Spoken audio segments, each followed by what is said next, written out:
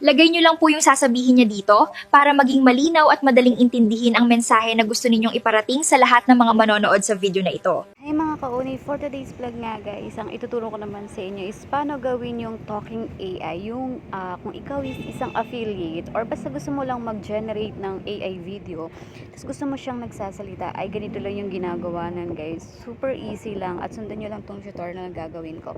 Pumunta ka lang dito sa YouTube, yes, mag-download ka lang ng YouTube, and then kapag nandiyan ka na sa YouTube, may plus sign dyan, i-plus sign mo yan, meron dyan plus sign sa ilalim.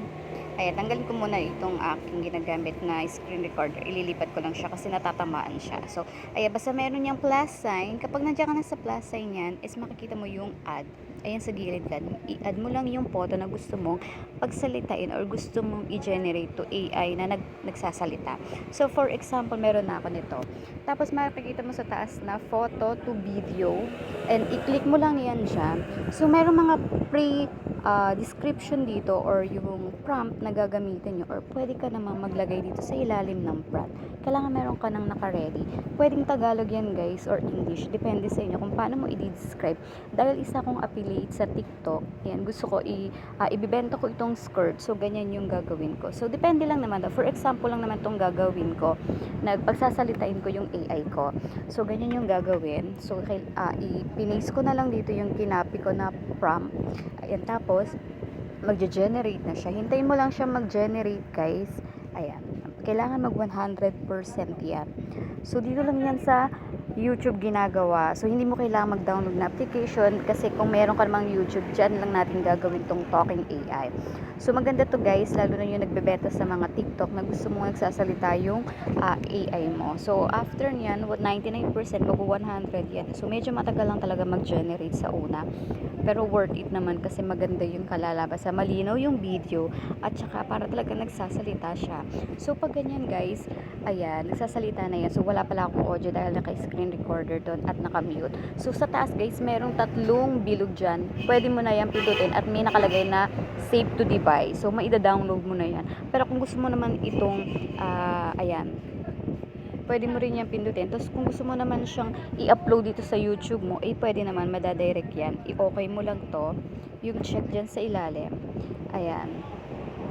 At kung gusto mong mamili ng mga song, pwede rin. Pero dahil nga nagsasalita ito, ayan. So, pwede na natin tong i-post dito sa short reels ng YouTube. So, pwede rin mo namang i-download tulad ng sinabi ko sa inyo. Maglagay ka na lang ng description at pwede mo nang i-download. So, kung gusto mo naman siyang i-download at gusto mo naman siyang i-save, so hindi mo siya na-download ng direct at na-i-upload mo agad siya dito sa video, pwede mo rin naman yung makuha guys.